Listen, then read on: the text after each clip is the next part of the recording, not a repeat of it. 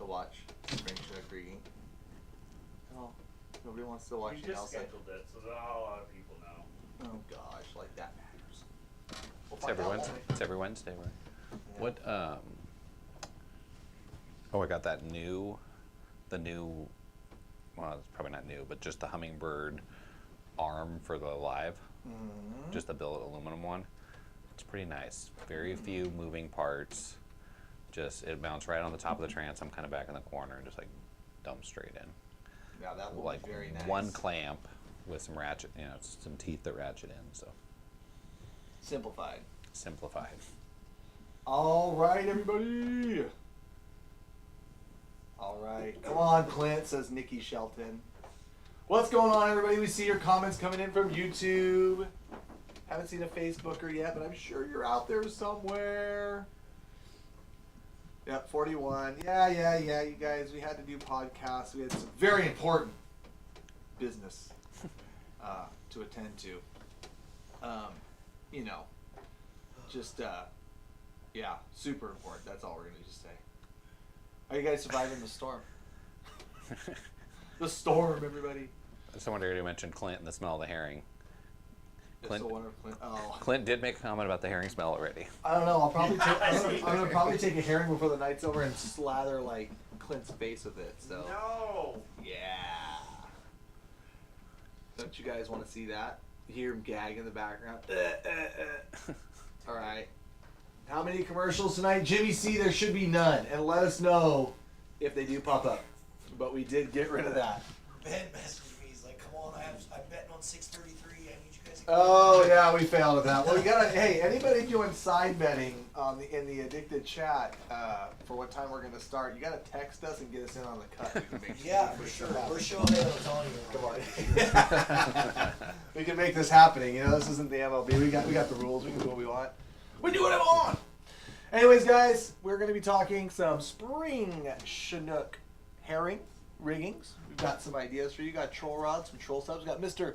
Nelson Jula from Stevens Marine, avid Springer guy. I've been Springer fishing with you for, gosh. I think it is close to 20 years, probably. Close to 20 years, man. Close to 20 years. So, we're going to have some things talking.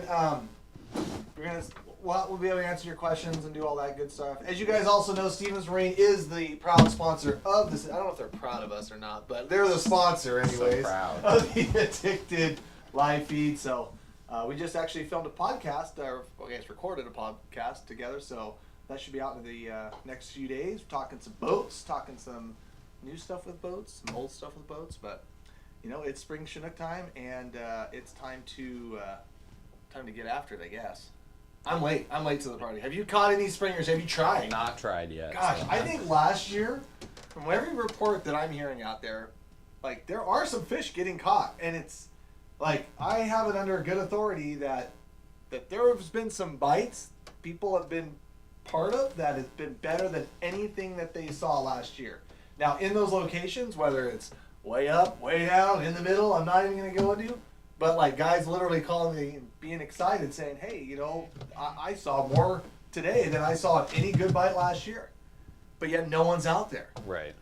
Then definitely, I think we're a little gun shy from previous years. I'm just finishing setup on my new boat, so I gotta finish that up before I get out there. But so much of the Well, you know, it closes like Friday. Yeah, right? I'm trying to get out there. 7 more days. So much of the opportunity now feels like, I mean, not mainstream stuff, but so much opportunity just seems like it's better and better later in the year. It's like no need to burn yourself out in February trying to catch the first one or whatever. But Cam, have you caught one yet? I haven't even tried.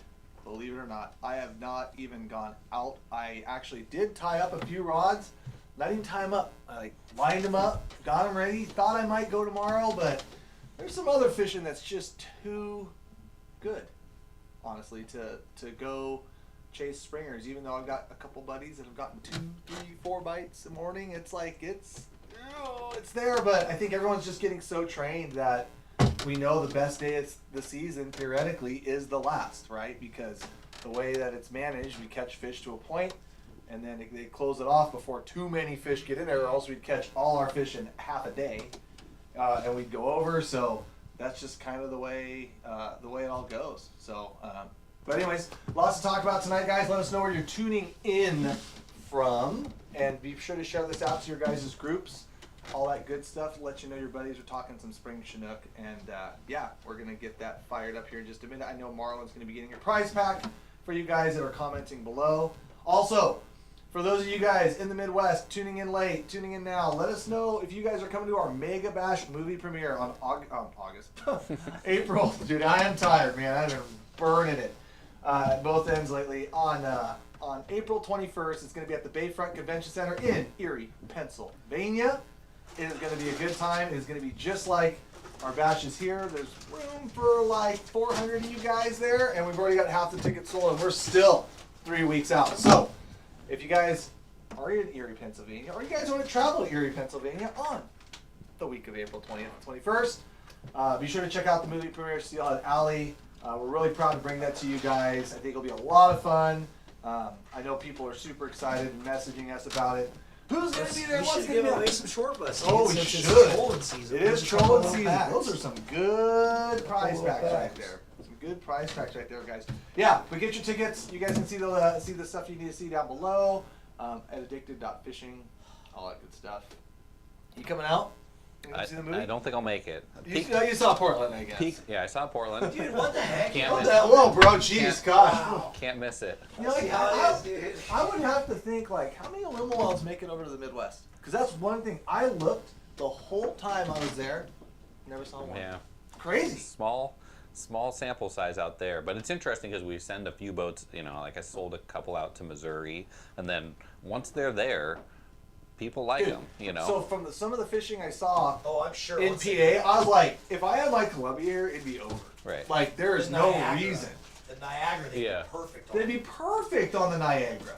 I mean, but everybody wants to drive a windshield boat, and it's just like, all right, I guarantee, dude, these guys are, you're missing the boat. Missing the Sorry. boat. You're missing the boat. I mean, and then on top of that too, it's all, you know, a lot of like fiberglass and a lot of stuff. I mean, everything's freaking wet and cold over there and stuff like that. Freaking aluminum, man. Let it rip. So, that was really interesting because maybe Stevens needs to send me on a little like Yeah. tour over there, and then I could go fish I- my Columbia on the Great Lakes. I think there'll be a time in the last couple years when You you're hear just that? He basically committed that I'm going next year Oh. on Stevens' dime. And we're that gonna was go do related to That's something. exactly That was what he related said. to something else. But I think we'd like to branch out. I mean, we like sending boats out that way, but it's like, I mean, there's a lot of demand in the Pacific Northwest to keep up with here. So it's like, okay, at what point do you try to reach out a little bit farther? Just but build another manufacturing place Like, over there. I right? mean, shoot, That's they what used to it make would cars. be sick They to used do to like- make cars in Detroit. They don't anymore. So It why would would be we? a sick video. We'd have to take some time to do it, but do like a Lumo tour. Tour. We just hook up the boat. all we over. just like cruise across and do a bunch of different fisheries that are random. That'd be Check them cool. all. It working. I mean, I just had some guy ask about using it in Montana. I mean, the interest comes in. I mean, certainly, stuff like this that gets national attention, or finding stuff on YouTube. You get a few calls from around other places. We're like, well, we got nothing like that out here. Tell me all about it. But gradually, it's getting out there, spreading across the country. I don't see why not. I see these guys like jigging walleye and jigging lake trout in like these really like lunds and stuff, and there's just all this stuff, and there's extra seats and like all this compact, and they got like 3 or 4 guys. I'm like, shoot, bring the party barge. Everything 25 Columbia over there. We got like 6, 7 guys in this thing. Have all the room in the world, all the space to fish.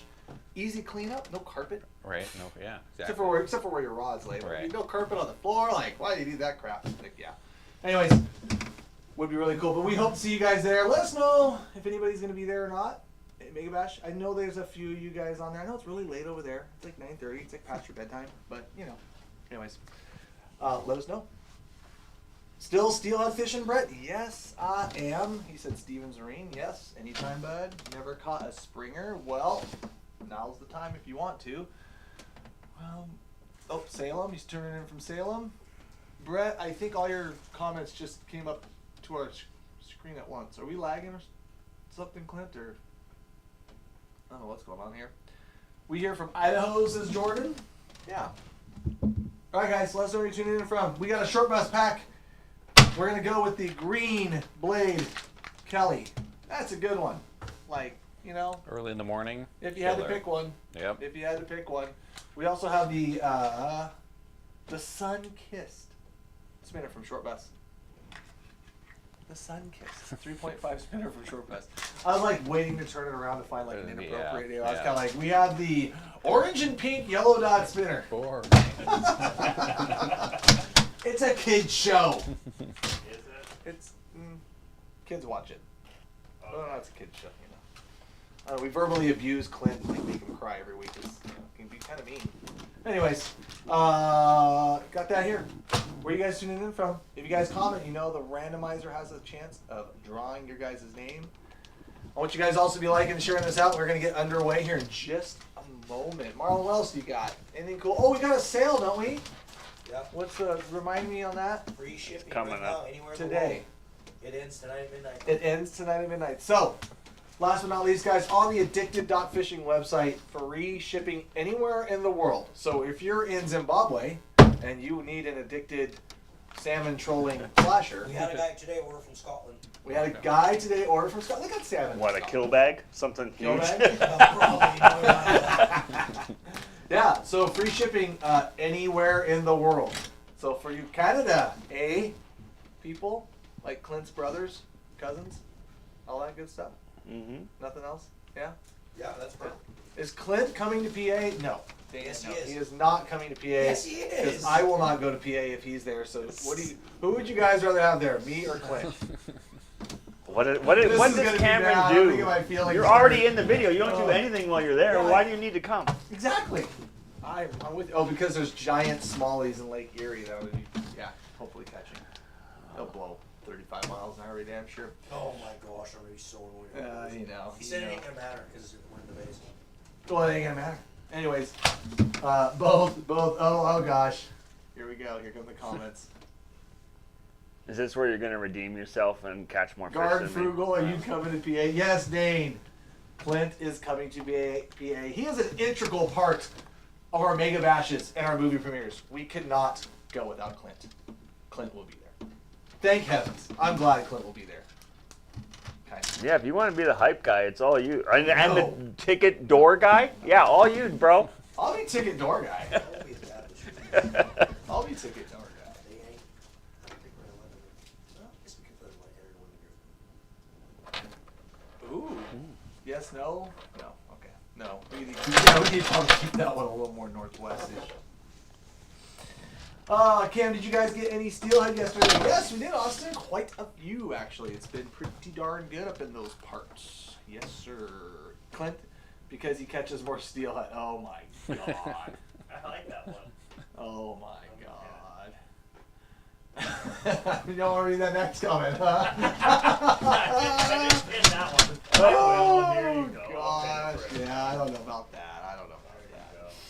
Clint can catch steelhead now. Let's go, Clint. Cam's volume low. Uh-oh. Gotta take a look here. Make sure the old mic's on.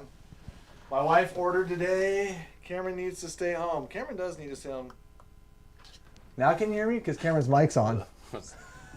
Low volume, shocker. Can you hear me now? I bet everyone who Oh my just God. yes, everybody who turned up their volume just got their Blown eardrums out. blown out. Oh Including- God. Gosh. Where is Jordan? I don't know. Where is Jordan, Mike? Marlon? Where is he gallivanting to? He is in Eastern Oregon. He is in Eastern Oregon. Is he doing stuff with the old starvation sticks? He is filming Stay Fishy episodes. Filming Stay Fishy episodes, guys. He went pheasant hunting. And he went pheasant hunting. I don't know if you guys can hear Marlon or not. This So. guy just sent me a picture and said, is this Jordan's body double? Please send that to me. Because I can already see it enough, and I can already realize that it probably is. Turn him down. You blew Ivan's eardrums out. Yep. Rest in peace, eardrums. I'm sorry, guys. All right, Clint, we've stalled enough. We need to talk some spring Chinook. So, Clint, randomizer picking a winner for the Kelly Green Short Bus Flasher and the Sun-Kissed 3.5 spinner. Shadows boxed you, said Cam. Oh, yeah, naturally. That's why he won. What's up? Can you touch on something and do a camera? Stand by. So Shadows boxed you. You won the first Addicted prize pack for tonight. Please email orders at 𝗛𝗘𝗟𝗪. Include your name, include your address, and that you won the Kelly Green short bus flasher and spinner, and we will ship that out to you under the free shipping thing, you know, whatever. So, anyways. Will you do a camera for me? Oh, goodness. Please? On. And just tell people to talk to their people. Okay, I saw that today, but dude, I have not. Well, you don't need to. Just, I mean, at least just bring the engineers. They're slashing all those programs. And they're going to eliminate summer steelhead by 2025 completely in order. In the Willamette Valley. Yeah. Oh my gosh. Well, another smart decision brought to you by our fisheries agency. Trey asked us to get it out. Oh, okay. People can talk to their congressman or whatever. I mean, we do our best to try to get at least the information. You know, we need to do, okay. Clint, do these guys have this up on a website or something? Like, unless we give people some place to go, there's. I don't know anything about it. You have to text it.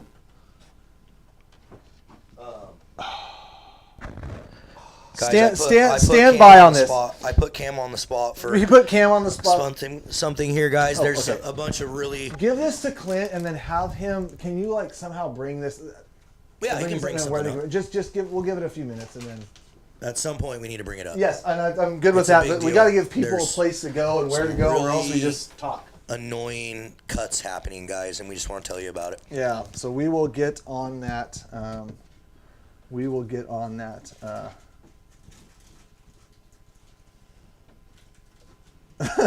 Anyways, Springer season's bad now. They get rid of all those fish that are going up. They're gone. There'll be no land fish. None. it said summer steelhead. And springers. Oh, They're and cutting spring like Chinook, okay. 187,000 of them out. Yeah, Not good. I mean they don't care about you.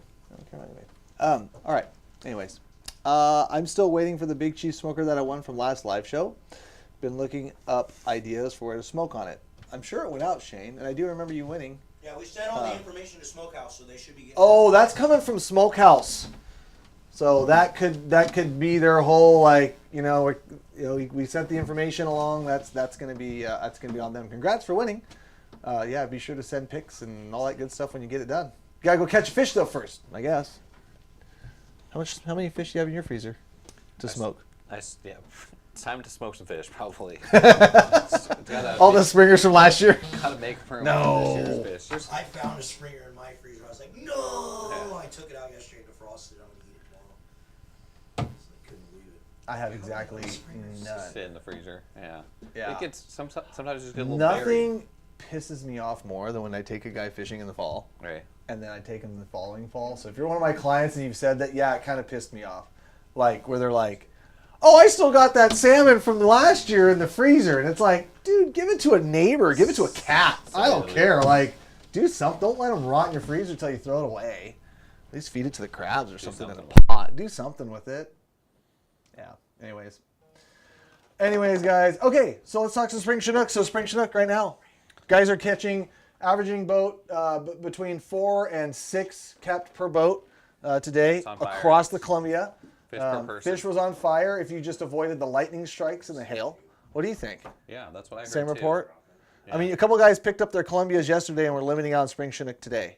Their first day ever. Their first day ever. Got them. Yep. Easy pickings. Yep, those Columbias just troll that well. Yep. The fish just chew the paint off the side of the boat. They want in so bad. Fish magnets. You might as well just go get a Columbia. All right, good night, guys. All right, so let's talk about it. So early spring Chinook fishing, like what's the deal? We got I think 5 to 6 foot on the Columbia gauge for Bonneville, which is kind of like that perfect level to where, slack tides are going to slow down kind of in the middle river. When I call the middle river kind of like Longview to Portland, but outgoing tides are still going to be pushing kind of hard. So if you're an anchor guy, you're going to be able to do all your options. What's your favorite? I do like anchor fishing. I think early in the season I tend to do more trolling, and then later in the summer or spring season, as you get towards the kind of spring summer Chinook combination, then I like to anchor up and barbecue, have a good time. But it really accelerated. Like 2 weeks ago, it was kind of all was quiet. I hadn't really heard of hardly any fish, and then last week all of a sudden, oh, this guy got 2, this guy got 1. All at once it kind of started to There's still guys going out there and not getting I any. wouldn't say pop, but yeah. I mean, they're kind of spread out in the system, I think, right now, because you'll get a place where there's a handful and somewhere else where there's a bunch of boats and nobody hears about a single fish or whatever. But Yeah, certainly- it's certainly and, more and encouragement. let's take a look at this too. In fact, I'm pulling up some of the stuff here. I'm not like texting on my phone, guys. I'm looking at some of the current conditions because I haven't been out there. You know. I'm hearing much better things, much more encouraging things. So Well, and I mean, look at the dam count. There's been It's 30 a- over Bonneville yes, Dam. Yeah. I've heard of at least that many getting caught. That means 30 of them got by all you freaking guys. 30 of them. Anyway, so yeah, 30 over the dam. That's pretty good. Oh, wait. Is that? No, that's Willamette.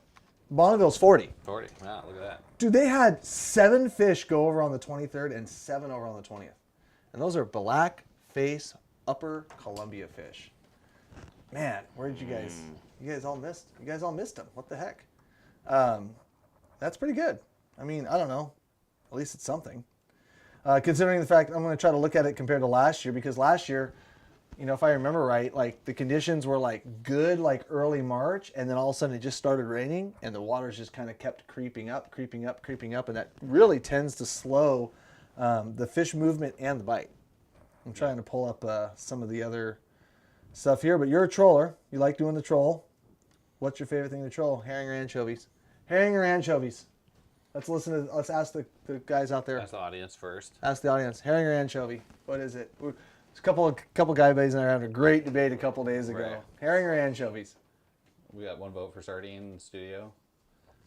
What? I said we got one vote for sardines in the Sardine. studio. Marlon says sardine for the half day he fishes I every like year. candlefish, actually. He likes candlefish. Sorry. Do you get those in green label or orange label? Just whatever size I can find. Oh, okay, just whatever you can find. So what if you only found black label candlefish? You just gotta rock it. Got it. Makes sense. Yeah. Look at all these herring boats. Herring boat. Herring boat. You do strips like Michigan. Just chunk meat. That's what they do. It's so stupid. It is stupid. Like chunks of meat. Lots Just chunks of meat. That's because salmon are dumb. It'll Full work. on, like just strips of It'll meat. yeah, it works. Put a little like behind a little hoochie in there maybe, or just plain old strip meat. We're not even doing strips. I mean, how many times have you caught springers with the heads just laying out? That's what I'm saying. I mean, this it's. year I'm gonna literally at the top. We of the need a trolls, bobber dog. We need I'm a. just gonna go up to the top of the trolls and then just flow down. We just need a bobber dog herring Bobber heads fishing in herring. like 25 feet of water. Just hover fishing. I would say lots of votes for herring. Looks like herring is winning. I do like using anchovies a good amount of the time, but I will have both with me. Well, we only have herring tonight, guys, so that's all we're talking Yeah. about. But everything we do for herring, you actually, for the most part, can apply, maybe with the exception of the cut plug. I'm looking at the Vancouver gauge right now for the Columbia River. So one of the things, go side cam real fast for me, Clint. So one of the things you guys can check out, and this is kind of real telling of the fishing, as you can see, like a few days ago, we kind of had a little rise, and now we've just been kind of this nice, just kind of very subtle, very slow downward trend. And versus last year, thanks, Clint. Versus last year at this time, like it's not like we don't need to get too crazy into the numbers, but having that trend that's going slightly downwards tends to, you know, bring fish in, and the fish that are here will tend to bite a little better, and you have better fishing conditions. Like you don't have water that's getting more turbid, you don't have water that's getting more debris in it. Things are kind of cleaning out. It's just like the drop for all you guys that have been steelhead fishing for the last few months. So it's definitely gonna be a troll show. Yeah. So those high water, when we were talking about anchoring versus trolling, a lot of times those high water years, then one of your best options is to get right up against the bank somewhere and anchor in 10 feet of water and 8 feet of water, 6 feet of water. But that could be good, you know, if those fish are jammed over to the sides to stay out of the fast water. But I like it when it's a nice, good trolling condition. So we were talking, how many years ago was that now when the water was so high that we were back trolling all over the place because... Oh, we were back trolling in like 10 feet of water because Yeah. you couldn't do any of it. What up, Nelson? Chovies for me on my rod, herring for others. Anchovies are sturgeon bait. Herring and shrimp are my go-to, whichever the salmon have been eating. Well, they haven't been eating either of those if they're up the Columbia a little ways. Red label herring, pulling meat rigs. Yeah, Dane, you know what we're talking about there. Bottle caps. Long, flappy herring strips. He's definitely from the Midwest, I'm going to have to say.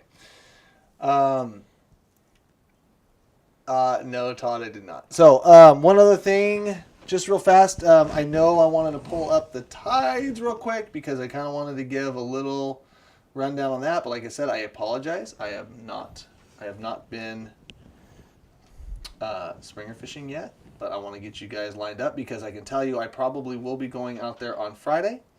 And I do want to have everything lined up. And right now, it looks like we're in a pretty big tide set. And it looks like it's going to kind of, yep, the outgoing tide is going to be waning. So honestly, through next week, it is going to get savage. That's my prediction. Morning or afternoon? Well, it depends on where you're at. Obviously, it is a morning outgoing tide, so probably a little later on in the afternoon, especially if you go. But I think what's going to happen is when you get into like Monday, Tuesday, Wednesday, Thursday, like upriver. When I say upriver, I'm just going to say like Longview up. It looks like you're going to be getting like high slacks in the morning with kind of a smaller outgoing tide, not the wimpy one. But you're definitely going to want to focus in on those high slacks in the mornings, early mornings. It's going to be... It's going to be on, huh? It's going to be on. It's going to be on. So, someone just asked when they really get here, and Cameron is saying next week. Is what you're saying. I'm saying you should be going now. Like you better, or the thing is, there's not very many people right now, but there are people catching fish right now, and they're catching fish like all the way up. Obviously, there's a few fish squeaking over Bonneville, squeaking over Willamette Falls. That means they're in the system. So, and you know, one thing, it's kind of like it would be different if there was 1,000 boats out there, and there really hasn't been. So, sounds pretty cool that there's some opportunity there.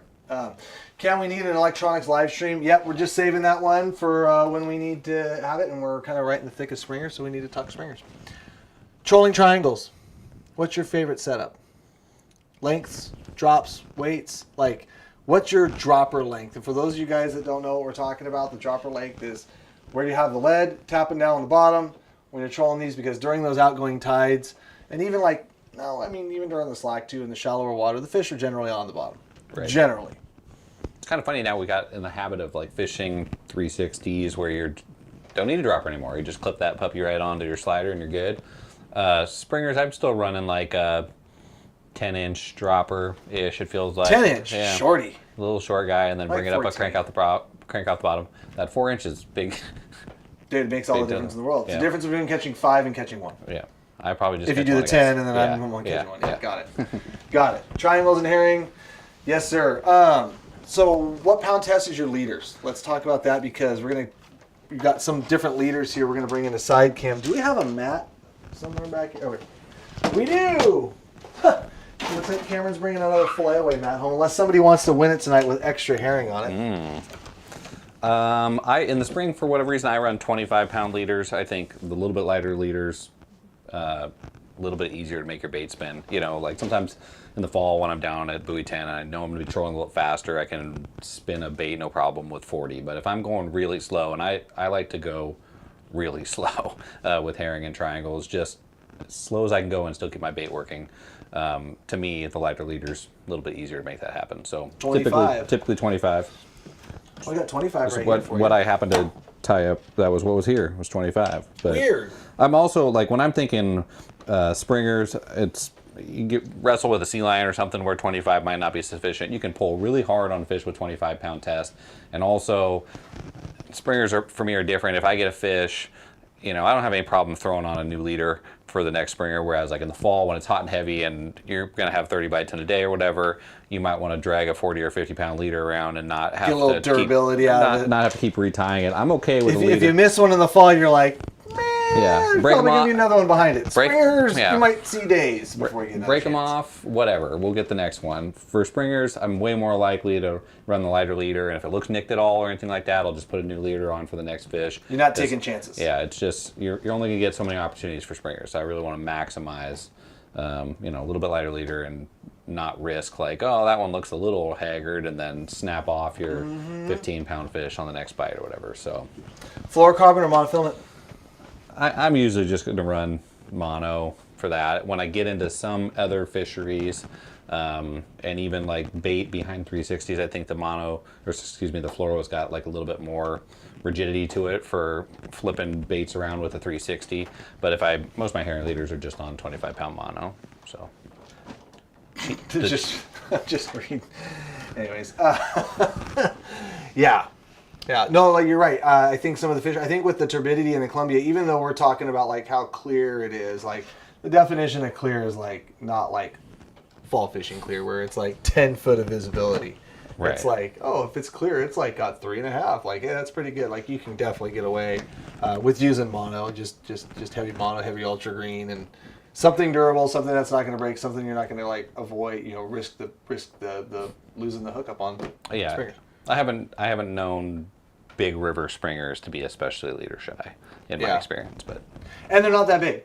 Yeah. Like we're just going to be honest with you, like they are. yeah. He is he? Oh, I needed some steelhead eggs. Want to go fishing with me tomorrow? I'm not sure that's what you're talking about. I know that. Oh, damn it. Oh, that's what I was gonna say. Springer size too, like fall fish. A 25-pound leader. You could probably clamp a drag on any springer in the Columbia, and you're not going to bend hooks out. You're not going to have, you're not going to have breakage issues.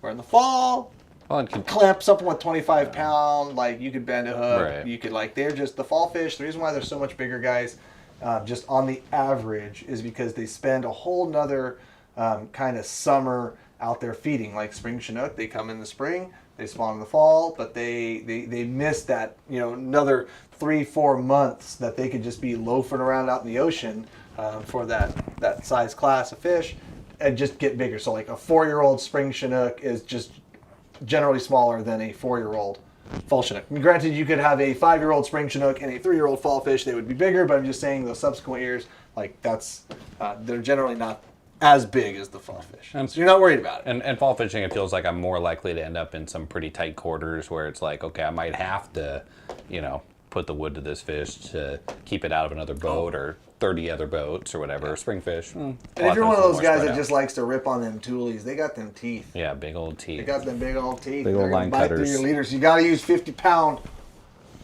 Teflon coated Yeah. wire or something. I don't know. Titanium wire. For the Thule teeth. Thule teeth. The Thule teeth, yes. Okay, let's see here. What do your guys' go-to bait for trib springers? Well, that's probably a bait of eggs or a bait of herring, but we're going to talk a lot about tributary springers in the subsequent weeks. What I got here today is some red label herring and some leaders to show you guys. So, one thing real fast. I've got some beautiful harbor herring. Look at those scales. Look at that. Oh my gosh. I should feed that one to a springer tomorrow. That's a good one. I might just do that. How many of the 300 people watching would fish that bait right there for spring Chinook? Come on. So we got red label herring, guys. That's what we're going to be talking a lot about. But before we do anything with that, we can do a couple things. One is we like to brine them. And the reason why we brine them is we get durability and we get a little extra color and a little extra shine on them. So one thing I'm a big fan of, and I have got just containers and containers about this. I wish they sold this in 5-gallon buckets. Is the ProCure Brine and Bite. Now this stuff, guys, has bait stimulants. I know it sounds like a gimmick. I know it sounds like, oh, whatever. I can just use salt and bluing, which is fine. There's been a million springers caught in salt and bluing, but I do believe that using this stuff and using this for my cut plugs, I definitely do tend to get more bites. And I will say, with live technology, when I see them coming into my gear and they're eating my bait a lot more often than shying away, I can attribute it to some of the scent and some of the bite stimulants and the durability and just basically how good the bait looks. However, this is the powdered stuff here. They also make it with the Brine and Blight and the complete in the liquid. This stuff has a little bit of bluing in it for the natural shine. No mixing, no measuring. Just take this. The instructions are on that. I'm not going to go through the brining process for you guys. I would like to bring Steve and Jason in here at some point in time, and maybe we can talk a little bit about tributary stuff with them as well. But knowing that when I go spring Chinook fishing, I'm taking my red label herring the night before, maybe even 2 days before, and I'm adding a brine to it. Like I said, I just get the durability, I get the added scent, and the bait is a whole lot easier to work with than just taking it out of the package. Now you can take it out of the package and catch herring. In fact, some of the best herring trailers I know on the Columbia River, they're out fishing just themselves, or maybe themselves and one other guy, a lot of guys will fish just natural herring. Right out of the package, defrosted, and ran out there. But when you're going through tons and tons of bait, you're fishing day in and day out, and you want to save bait from day to day to day, it's impossible to do just without brining it. This stuff will get really soft, really mushy, really quickly. So making sure that you have a brine will prolong the life and the effectiveness of that bait. What's your secret brine?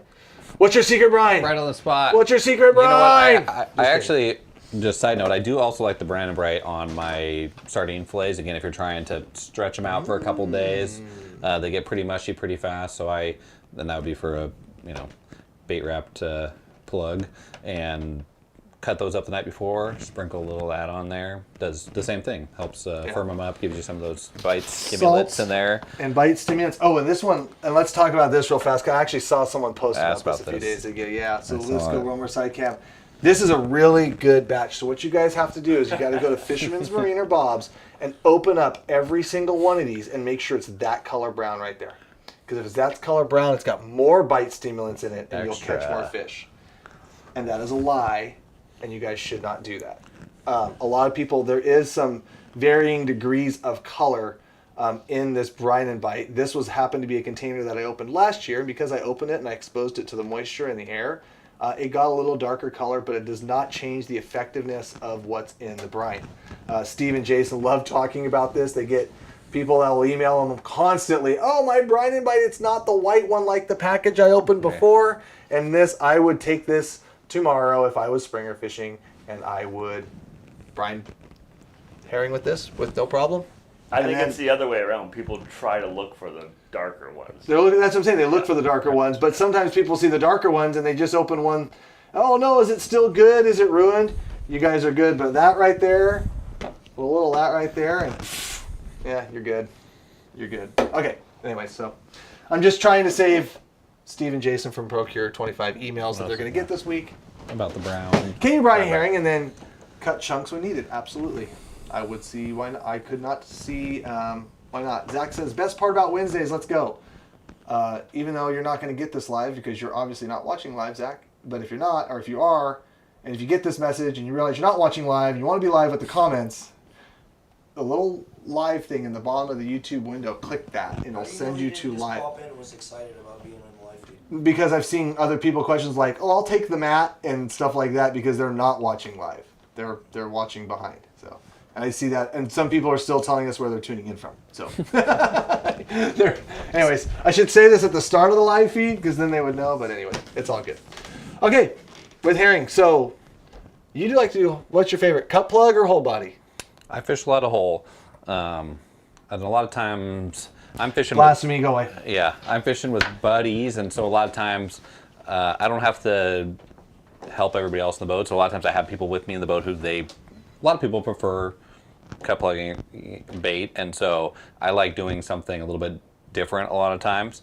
And again, earlier, there's all these people herring, and I think almost all of them are using cut herring. And if I'm in a big crowd where there's whatever, thousands of cut plug herring, I like to drag a whole anchovy through there, and it could be pretty effective. Then if everybody was dragging whole anchovies, I would want to drag a cut herring through there. It pays to be different, and we talk about that in a lot of our fisheries, whether it comes from steelhead, salmon, fall stuff. We do definitely talk about being a little bit different. Also, too, with the whole body herring, guys, if the turbidity was down, the currents are really flowing. Cut plug, as good as their brine and as good of a cut and as good of a bait rigger as you are, they are not as durable as a whole bodied herring. Fish it all day. You can fish it all day if you want to. So whole body herring is a good way to go. A lot of times with my bait selection. Oh. Anthony has asked what Mrs. Stewart's is, besides making your clothes white. Yes, it's bluing. It's bluing. It's bluing. Laundry. Yeah, good question. Do you know what it is? Because I don't know what it is. Well, I don't know what exactly what it is. I know what it's for. Right. You buy it at the grocery store in the laundry department for making your white even whiter, but Why it also makes your fish, your baits, your herrings shine a little bit more. It doesn't really turn them blue, but it does give them a little bit more of a nice iridescent shine to them. Why blue? White fabric turns yellow or gray with age and repeated washings. Bluing restores the sparkling whiteness. Works on washable synthetics as well as natural fabric without harming fibers like bleach can. And here's what I can say. If you guys are brining bait, and whether you use salt, whether you use the brine and bite, whether you use whatever you use, if it doesn't have like some kind of like bluing agent or some kind of something, when you brine a herring with whatever, most of the brines, you know, utilize a lot of salt and a lot of chemicals, and it draws the blood out of the herring, just seeps through the skin, eyes, whatever. That blood can stain the water, and so if you don't have something to kind of like counteract that, your baits will, like, honestly, they look a little dull. They'll turn brown, kind of brown. Yeah, they turn kind of brownish. They're not as sparkly. They're not as shiny. And, you know, maybe we'll call it the another one of those like 5% things like we like to talk about when we're talking about steelhead. Mm-hmm. You know, it's just one of those like little things. And if you do take one and you don't put bluing in, you take another, you just notice it as, you know, just a person looking at it. Whether or not the salmon give a rip, I don't know. But damn it, the baits look prettier if you use a little bit of bluing. Confidence. Confidence. So, like, I like to run it. I run Tide Pods. Yeah, okay, there you go. Yeah, really, let's really clean those herring up. Yeah, so I run a little bluing. It does keep that natural kind of blue shine like you guys saw. Maybe you guys didn't see that awesome camera that Clint's producing with. But it keeps that blue shine on the bait versus dinging it down with the blood. Yep. You can also, they also have Bait Bright from Procure, which, and Steve has been on this show admitting that they just buy this stuff in bulk and split it and put it in their bottles. That's right.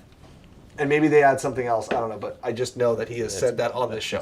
So it's not like it's a secret, but for a convenience thing, sometimes that stuff's hard to find, but you can find the Bait Bright, I guarantee you, at any of the Bob's, Fisherman, Sportcos. I think now they do often also have the Miss Stewards there. Oh, in the fishing selections anymore? I think I'm envisioning it there. So that, another way to be different. I mean, lots of people dye like green chartreuse baits. Yes. Another way to kind of, you know, specifically in high dirty water, but even just, oh, there we go. Even just being a little different again. You know, you get a lot of blue baits going through and then you roll through with a green or a red bait. It might not put all the fish in the boat that day, but later in the day... I heard Clorox is also safe. Yeah. Stop it, Jimmy C. That might be a little bit, little harsh. Yeah, so Procure also makes what Eric was talking about there. They make some blues, some greens. I know guys that dye herring pink. Yeah. They like the pink half herring. and half, all kinds of things. It pays to be different a little bit. I don't think there's very many chartreuse herrings swimming around, but... Damn it, they eat a spinner all day long. I don't think there's many spinners swimming around, so yeah, there you go. Yeah. I pee in my brine, top secret, says D. Larson. Well, lots of heavy salts there, maybe some amino acids. I don't know. Learning to do laundry and fish is awesome. Cool, I'll tell my 13-year-old that. Great. Do you keep your herring in a jar with blue coloring? Shane, yes. So one thing I like to do with a lot of my brines, and I use a glass jar, plastic containers. You want to use something that's going to keep that bait from sloshing. I don't like big, wide Tupperware containers where as the boat's rocking, the bait's constantly moving like this. I think it kind of aids in knocking the scales off. So I prefer, and I don't have one here, but I do prefer having just like the large quart-sized mason jars. They can generally fit a flat and a half of red label or green label herring per jar, so I kind of also keep track of how much bait I'm using through the day, and it keeps those baits kind of vertical, and then they're not sloshing around in like a big Tupperware tub during the day. Want to add anything to that? Just keeping them clean. Yeah, I agree. I don't like the big tub. Sometimes I will put them in just like Ziploc gallon bags and then like in a cooler where I'll have like 3 or 4 right next to each other, same kind of thing. That just kind of compacts them in there so they're not flipping all over the place. And then that also makes it easier at some point if I want to, if they start to take too much salt, like you were talking about the term brown, they'll also just like shrivel up into nothing. So sometimes I try to get them out of the brine at some point. But Yeah, I'm a kind of a Everybody's got their couple theories. days in the brine, and then one thing I'll just bring up because Steve always talks about it too, guys, is that if you do use the brine and bite, one thing that's really handy and you're going from 1 week and you got a little bit of leftover bait, you take it out of the brine, put it in plastic bags, roll it, put it in the freezer, and just freeze as is. Wait, 5 days till your next day off or whatever, your next day you're going fishing. Take that out, re-add it to the brine, and it won't take long at all. That bait will be just as good as when you put it back in the freezer. So that's the other thing that the brining will do. It will protect the bait from trip to a little bit of time and then another trip. So yeah. Hey Cam, why do you use red label over green label? Is it because it's springtime? Tony, generally most people I think would agree that green's probably the most popular size for spring Chinook. What about you? Are you a red label or a green label guy? I tend to be a green label guy, but like that top red label in there that Cameron was showing with the beautiful scales that's a green label herring. To me, it looks like. No, it's not. But sometimes I just look at them. I see a variety of red labels where it's like that looks more like a tiny orange label or whatever. But I kind of like that. What is that? 5-6 inches. That range, but depends on who you're asking. It depends if you're fishing also whole or cut. If I'm gonna fish red label, or if I'm gonna do whole herring, then I would tend to use like a red or an orange, and then a couple I would use green or blue. And what you just said right there, so a lot of times, guys, if I'm gonna use something where I need a bigger presentation, I like the red label whole size. I think it's a little bit smaller bait as a whole body versus a green label being a whole body. Sometimes you get the green cases and the baits are really big and you almost don't want to use them as like a freaking hole because they're honestly getting a little too big. I think you miss a lot of bites that way. So if I get the red label and the water's low and clear, I can still cut plug them, and I love using like little tiny cut plugs. And then if it's if the water's a little dirty, maybe 2 foot of viz, 2.5 foot of viz, I can use whole body red labels and still feel confident with how I like to fish. 5 to 6. That's Have you? Dan says good. Dan says good info. What's that? Have you ever heard of?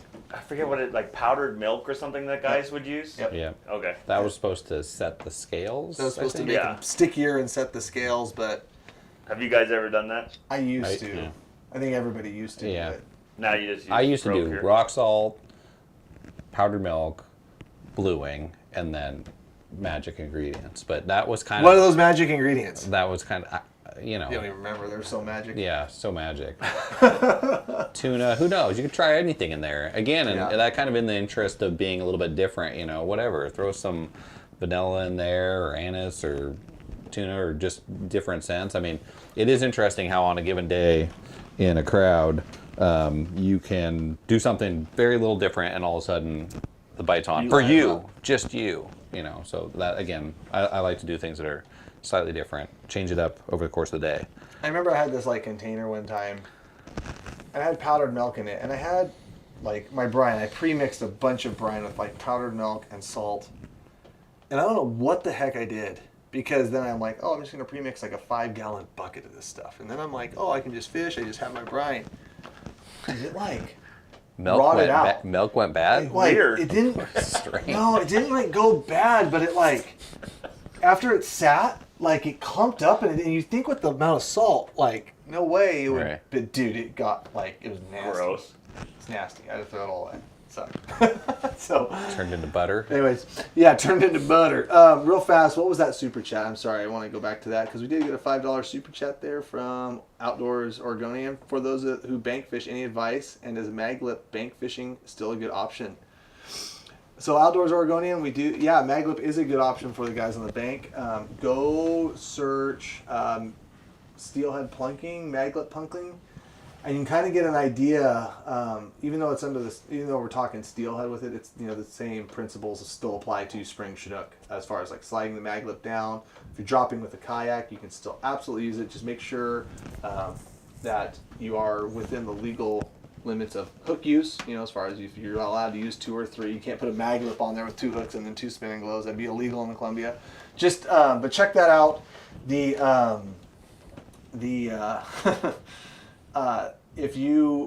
It's on YouTube, and so and honestly with the bank fishing, you guys got some pretty big tides coming up, kind of like right now through the end of next week could be prime time to go bank fishing. Looks like you guys are gonna have a really good like long tides for the afternoon. So make sure you're fishing it out going tide. You got some current, putting those fish towards the bank, you're making your gear work, and give it a shot. Anyways. Okay, put those gloves on. That's what I was pointing Time at. to glove up. We're Okay. gonna talk about a couple whole body herring rigs, guys. I'm gonna be like the best camera holder ever. You kept asking him what he uses, but you never shared what you use. Ask the amateur. Yeah, he didn't No, it share doesn't like matter what I use. mono, fluoro. Honestly, long hook. everything's pretty in check. I'm like a 25, 30 pound guy at the most because of what he said. And I know Eric and I have learned a lot over the years. I've learned a lot from Eric over the years, and it's it's all kind of I mean, it's not exactly the same for everybody, but I mean, I'm sure if we did like his butt dropper length. Yeah, was a little just a little shorter than different. mine, like other things, you know. And all those things differ, right? Like if you have people who are attentive to the rods in the boat, or you go down and you tap the bottom, you bring it up a crank, or I'll use a 2-foot dropper and just dredge with it, and never bring it up and down, and just know that okay, my gear's 2 feet off the bottom. But those little subtle adjustments can make or break a yeah, day. for They sure. can be how efficient you are being with your crew, and how much people want to pay attention to stuff or not. Like. Yeah, so there's a lot of someone says, all I care about is what Clint uses. Clint, what do you use to Don't catch follow steelhead? me. All Don't- that experience and No, knowledge, don't huh? follow me for springers. Yeah, there we go. All right, I catch wild. let's go side cam. Let's show everyone a cheater helmet. Okay. Cheater helmet, meow. Red label. He's got a red All right, label. I here, got a guys. red label. Go over this black mat for me with those, and then Moving. I can kind of Over. moving the whole shebang. Okay. Ooh, that looks good. So show the rigging here. We've got an anchovy helmet, but it's a herring. So how does this possibly work? Well- Would the universe not explode into a million bits because we're using an anchovy helmet for helmet? Is that black blowing that out?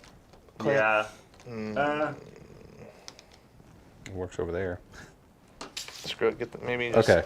So actually, you might even chime in on this. I mean, the theory here is that the helmet is going to go over the head, and then you're going to pin it. It definitely does work. Move this mat. Put Okay. this mat over there. I'm gonna use paper towel. We're gonna try to go. Sorry guys, that's bad. How's this? Okay. We don't have a bait. We don't have a what do they call it, bait cam on, or was it tackle cam? Try that. Show the helmet there. Oh, there we go. Okay. Seems better. Okay. Yeah. Boom. So if you are using an anchovy, then these little holes that punch into the bait do go right through the eye, kind of, and it really does hold it probably slightly better. But I probably came from a school of thought where I was like, oh, using a helmet is the easy way out, or not as good as cutting a bait or whatever. But man, they spin really nicely. They spin really consistently. I know that my bait is working down there unless it's got chewed off for the most part. And they're easy to put together. Again, I do a lot of the spring. I prefer to at least have anchovies on half of my rods, and then sometimes you just kind of let the fish decide what they want to do. But I will do 2 or 3 hooks on a helmet rig like this. This is just 2 sidewash hooks. You can use little trebles, do whatever you want, but I just pin one about halfway back there so that the other hook is right behind the tail, the trailer hook. The advantage of a 3rd hook would be you could have kind of a hang back hook there, and then you have like, So you can just snag them all. Oh, you wait, have never a little bit of bait and a whole lot of hooks. So my line's kind of backwards. I put them on the wrong side here, but you're gonna put the helmet over the head, and then put a little bit of a bend in it, and then my little red peg's around here somewhere. But the little red peg goes through the nose of the bait, and it's gonna go through both sides. The other piece that we're missing here would be a toothpick that goes into that little piece right there, which is going to allow you to put some tension on your leader when you kink your leader to put a bend in it. But even without it, like, I'll bring this in and my toothpick will be gone and the bait's just still spinning. Doesn't really need much of a kink to give it a spin. That's probably one of the other things that I like about whole baits is the spin, I think, is a little bit more forgiving. It's hard to get crazy tail kicks that you sometimes get with cut bait that I don't prefer. Yeah, just a really forgiving bait. Again, an anchovy is about perfect for this, or like a little red or a orange label herring will work in the helmet as well. So I have brought it out in other people's boats, and then one of my favorite things is putting something in where they're like, what on earth are you doing now?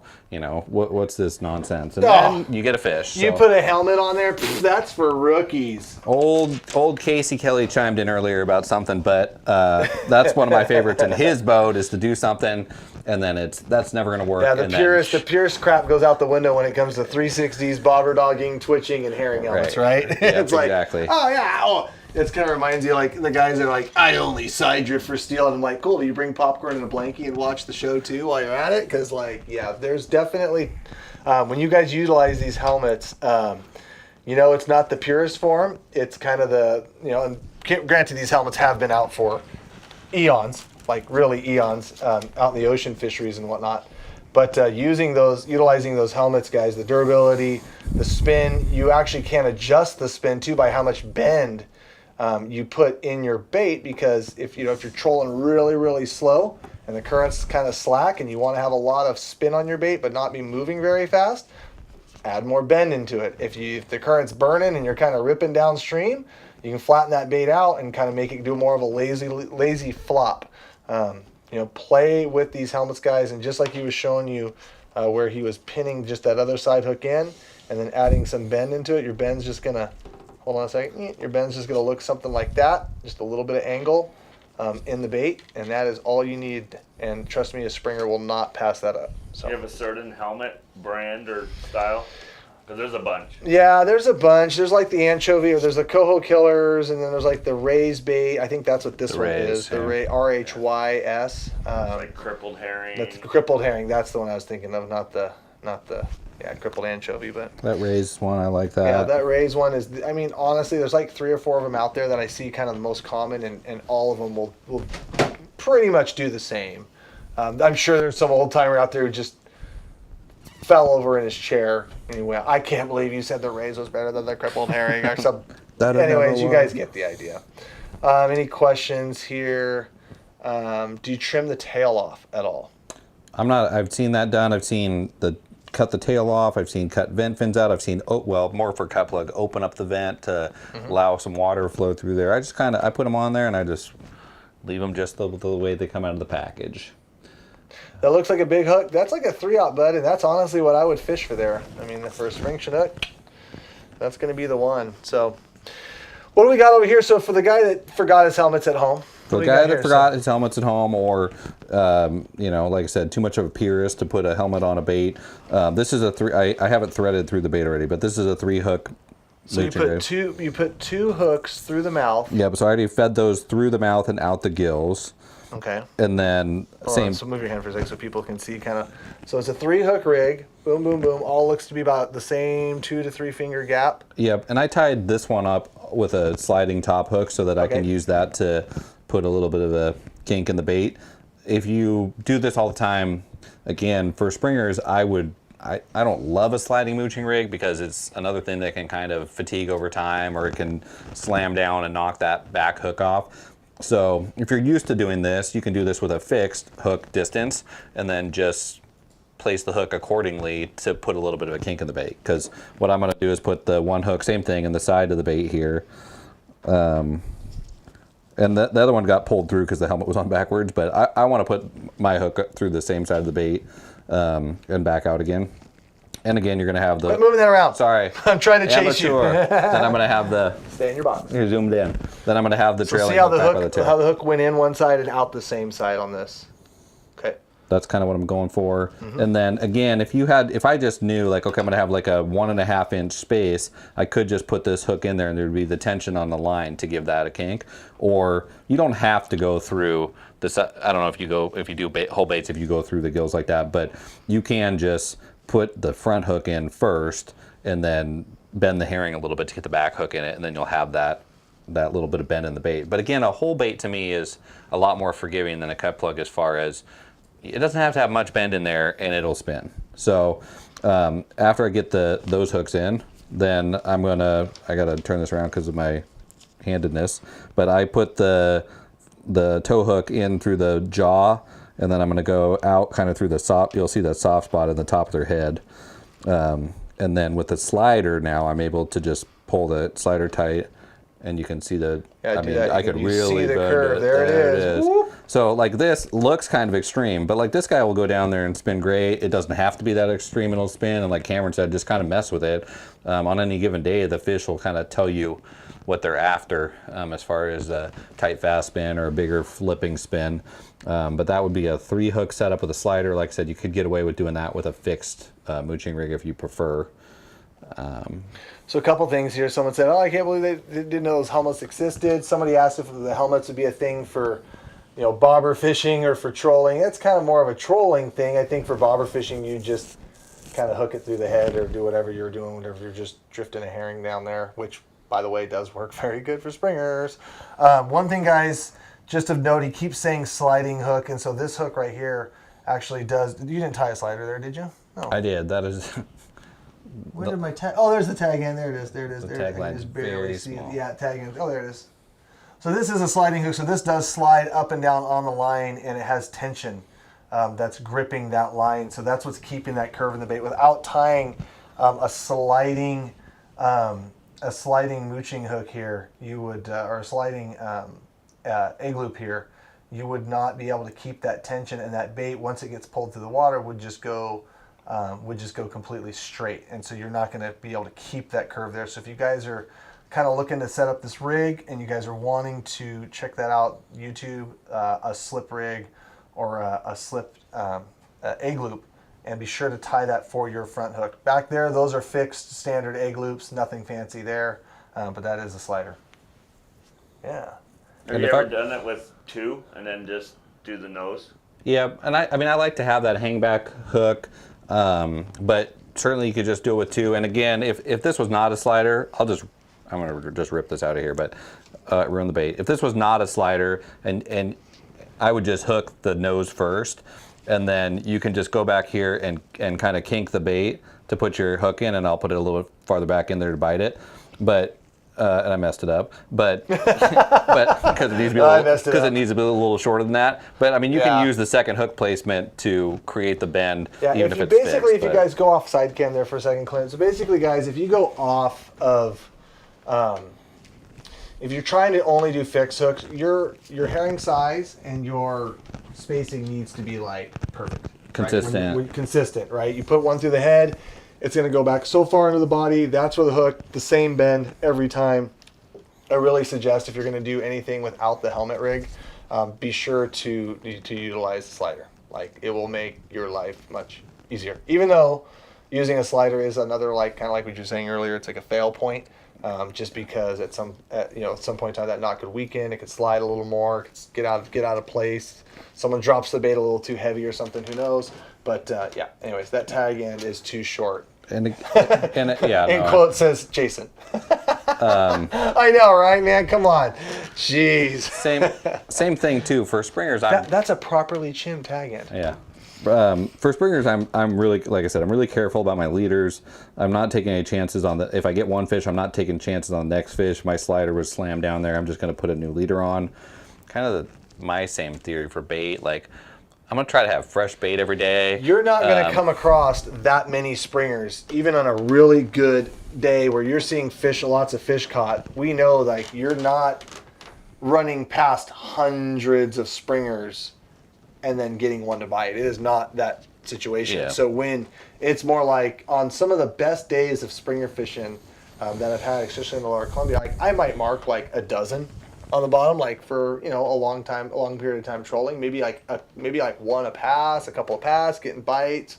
Like, it's not fall. Like, you're never, I can't say never, because I'm sure someone's like, well, I remember this one. Okay, for the most part, you're not passing as many fish, and so missing out on that opportunity where you do finally like run your gear and come across a springer. You want to make sure your bait is perfect, that you're going to be able to take advantage of that, because it might be hours before you run across another one. So, anyways. All right, I got one more. One more. And there's a lot of other feedback here. I'm going to do a head hook wrap here. Someone's suggesting magic string. Like, over the years, you know, like, I fish with Cameron, I go with someone else, they do it a little bit different. There are so many different ways to rig a whole bait, where you put your hooks, how you do it. This is one more. I could think of like 3 or 4 other ways to fish a whole bait. So you know, again, it's kind of forgiving because there's a lot of ways to get there to have a nice consistent spin. But this would be a 2-hook rig here. Clint was asking about rigging a whole bait with 2 hooks. I prefer to have my baits farther back. I mean, I hear people say like, hey, they bite them head first, but the majority of my fish seem to be hooked with one of the back hooks. So I prefer to have my hooks as far back as I can. So something like this 3-hook rig, this is great in the river, but if you went out and you're fishing the ocean, then you can only have 2 hooks, and I would still like to have those 2 hooks farther back in the bait. So something like the helmet will work great because it holds the front of the head, and then you don't need to have a hook up there to do that. You can do it without a helmet. I already did the same thing. I threaded my leader through the mouth. So both hooks through the mouth. weaved through the mouth and then out the gill there. As you can see the line, and then you took that top fixed hook and just pinned it in the side of the bait. Yep. And then I'm going to take the herring here, and same thing. I want to pre-bend it a little bit by pulling my leader through there. See the bend, guys? See the bend, kind of. Oh, now I hooked hooked, myself. fish on.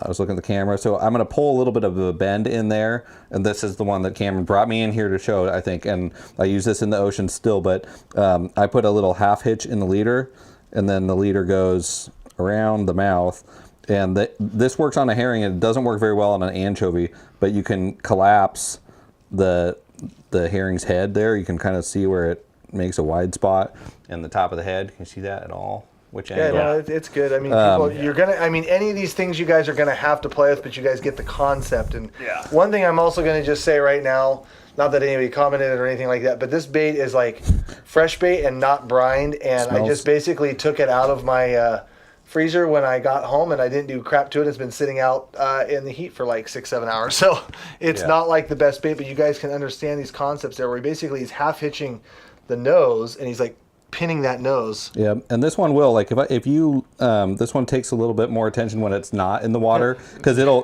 come off there if you're not super careful. But once it's in the water, like there it comes off. Once it's in the water, it holds there pretty well. And then the other thing again, like this is to me kind of a one-use type deal because you're putting those half hitches in there, and then it's probably really hard to impossible to see, but it puts some memory into the line there. And so again, it is like a good for a fish or two in the spring, but when I'm in the spring, like if I could get a fish per liter, then I'm good with fish per liter. So like you could YouTube whole herring rigs and there's going to be 30 different ways to do it. Like No, but that way regional, works really good. I still utilize that out in the ocean, especially with especially hooks. with like the 2 hooks and fresh herring. Yeah, fresh herring. Again, if I'm in the ocean, I get fresh herring. I don't do a fancy brine, but salt on it right away because, yeah, these herring, an hour ago, they were pretty firm because they were still a little bit frozen. Now they're getting kind of mushy. Now they're mushy. That's where you need the salt. We're in the heated studios, you guys know, so we don't have to talk about it a little bit. Have you ever like opened the mouth and you know the little things on the side of the mouth, like when you do your half hitches, Yep. get them Excellent. behind. Yeah, so if you get them in behind there. that, yeah. Yep. So again, that's a trick that I use a little bit in the ocean. I haven't used that as much in the river lately because I don't love the kinked line, but I know that that's still a popular way that some people will rig a whole herring. You can do it with a 3rd hook up by the head. Someone was mentioning that where you would wrap like the egg loop around, so you could do the 3rd hook at the side of the head, and that puts a bend in them. There's a lot of ways to get there, but honestly, one of the reasons I mean.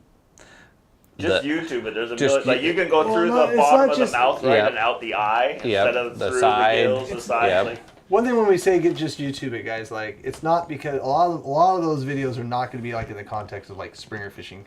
You know, a lot of them are going to be like based kind of like on ocean stuff. fishing, And when you're doing the springer fishing, guys, if you're not paying attention to like how those baits are rolling, and like I said, that durability factor, because sometimes you're dropping in at the top of a run and you're making like a 3-mile long pass, and so making sure that like you've got some of those safeguards in there. You got like a really good slip hook. You got those half hitches on there.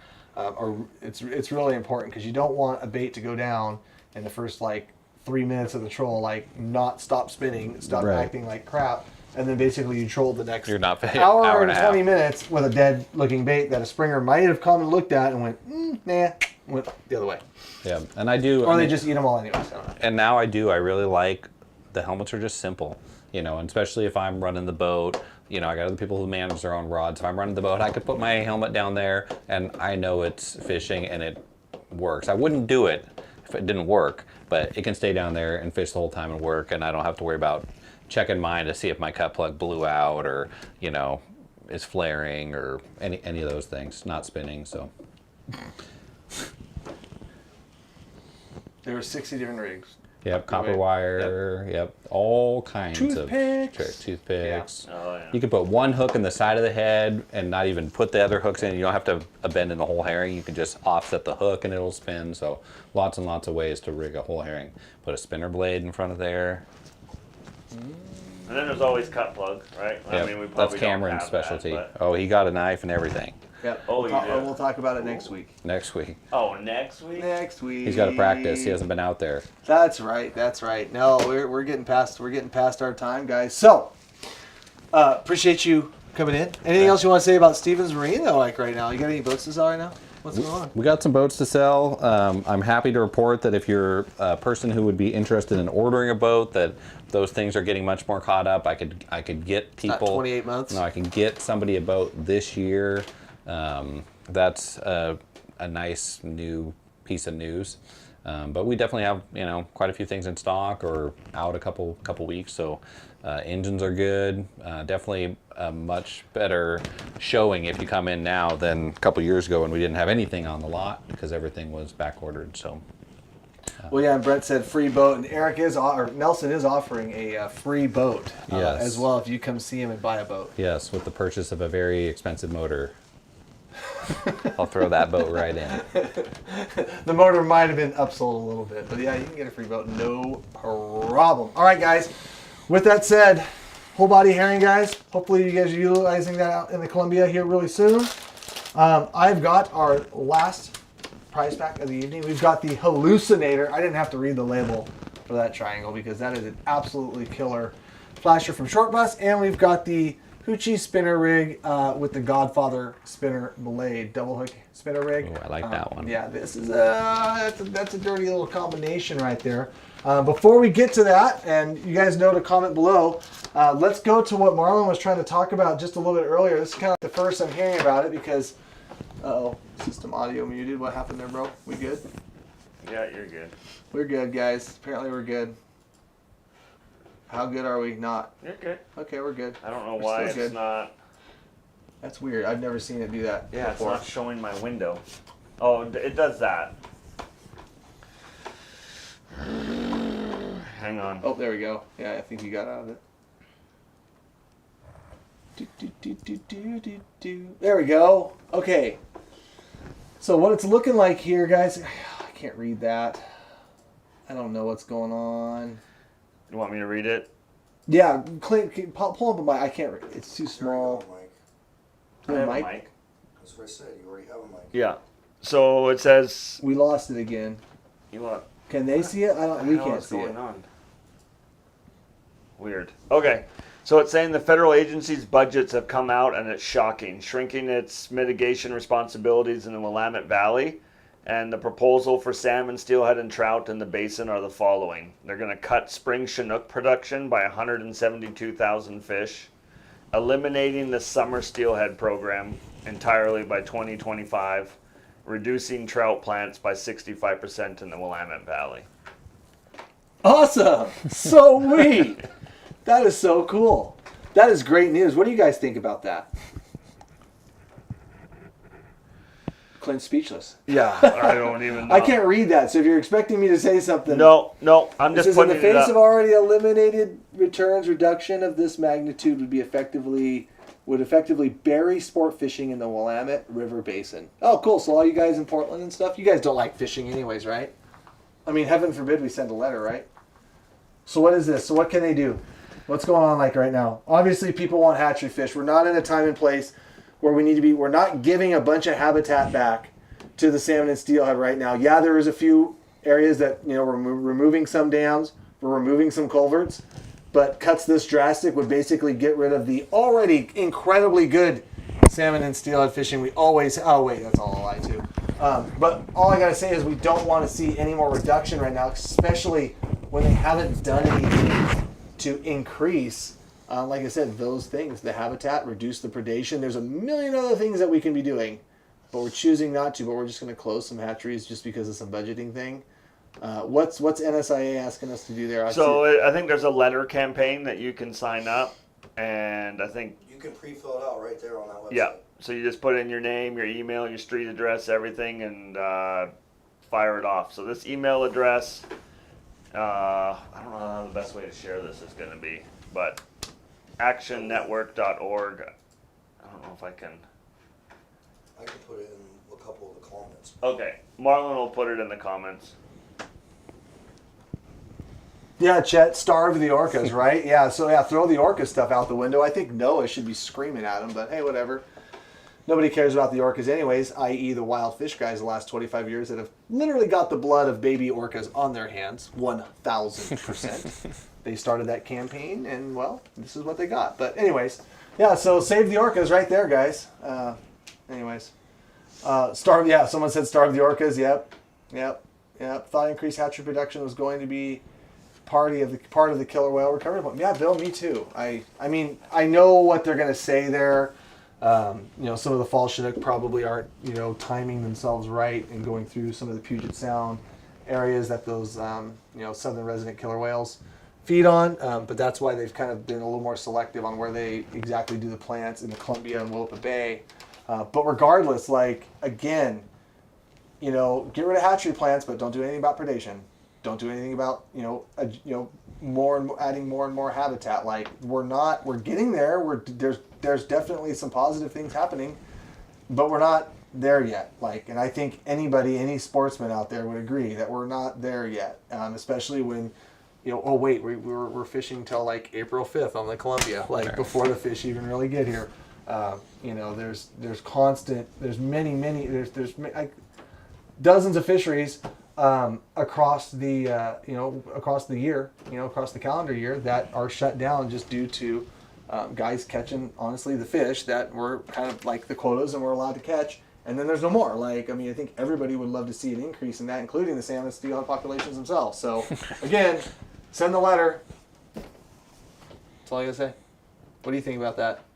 You live in the Willamette Valley. You live in Portland. I live in the Willamette Valley now. I didn't get up to speed on that yet as far as what's going on there, but I know over the years, the Corps has been responsible for a lot of habitat restoration stuff because of those mitigation requirements. So probably not a good thing if they're being left off the hook a little bit for the mitigation. So. Yeah, I'm reading all the comments here. Yeah, people are thrilled. But I hope you guys at least wrote a letter instead of commenting on here because you're preaching to the choir here. I tell you what. Anyways, guys, we need to, trawlers and bycatch. I mean, you're right, dude. I mean, everybody can go through here and enlighten the governments and the managing agencies on things that they should do, but they would rather probably reduce the plants, and then they'll have something to study, and then the wild fish guys can get even more involved, and then, so I'm sure it's we're gonna fund. Let's fund some more wolf studies and stuff like that instead of sport fishing, or let's put some grizzly bears. I mean, I don't think Army Corps is, with any of that, but I'm just saying that's just kind of the mentality. It's well, let's reduce hatchery plants for the WDFW, and like I said, put grizzly bears in Spokane because we need grizzly bears. It just makes sense, right? Yep. No, it doesn't. Weird. So, anyways. Now I'm all pissed off, and I want to go home because I got a million things to do. I got to kill fish tomorrow. You gonna go springer fishing this weekend? You're going this weekend. I might go Sunday. I might go Easter. I might look for an Easter egg Sunday morning. We'll see. An Easter egg Sunday morning. Ooh, I like that. I like that. Yeah. Good live stream tonight, guys. Yep, we'll talk some more Springer stuff next week. I'm not sure who we're going to do. Willamette Valley Fish Life. He says, my channel is going to suffer. I would have to imagine it's not going to be that good. That's right in your backyard. But then again, for everybody who goes, oh, well, it's in the Willamette Valley, I don't care. Well, then you are now crying because next year, when all those Willamette Valley fishermen move their way across the Columbia River and go to Washington, or go to the Oregon coast, or go southern, and everybody cries and blames social media and the internet, and it's oh wait, we forgot they just reduced all the plants right there, and they all still want to fish, so I guess we'll all just cry. Or those fish you're catching in the lower river that are destined for the Yeah, that Willamette were Valley. destined for there, but that are not going to be there, and then it's going to increase impacts on fish that we probably shouldn't be catching, i.e. spring Chinook, upriver spring Chinook. And you bet your ass it's going to reduce those quotas in the allowable catch for that. 100%. I mean, if you have a higher concentration of fish you're not supposed to catch in a fishery, and you continue to fish, you are going to catch more of them. Therefore, your quota is reduced. Period. Anyways, we're done. Womp womp. Exactly. So, pick a damn winner. Pick a damn winner. I want to get out of here before I get really corked off. Thank you guys for tuning in, though. We do appreciate all of you. As always, for those of you guys, Erie, Pennsylvania, Bash, April 21st. Get your tickets online through midnight. Free shipping on 𝗛𝗘𝗟𝗣. If you need to pick up some of those last-minute salmon spinners, flashers, hooks, bead hooks, line, apparel, we'll ship it anywhere in the world to you for free if you go in by midnight. All right, guys? So we've got our winner right here. Without Sanity 13. Can we get a link for that? And I'm assuming you're meaning that. I think Marlon posted the link in the comments. Did you, Marlon? Did you post the link to that NSIA thing in the comments? We're going to talk offline here in just a minute about that. And yeah, either way, but without Sanity 13, if you email your address to orders@addicted.fishing, tell us you want the second prize pack, including the hallucinator flasher. We'll send that flasher and spinner out to you right away. And hopefully maybe in time before you can go out and catch a springer on it. Thanks for coming in, dude. Yeah, thanks for having me. Appreciate it. Huge shout out again to Stevens Marine and Nelson for sponsoring the fly feed. As always, guys, if you guys have any questions, hit them up. I mean, anything boating wise. I mean, I always use you guys. We always need you. Anything boating. We appreciate it. See you next week.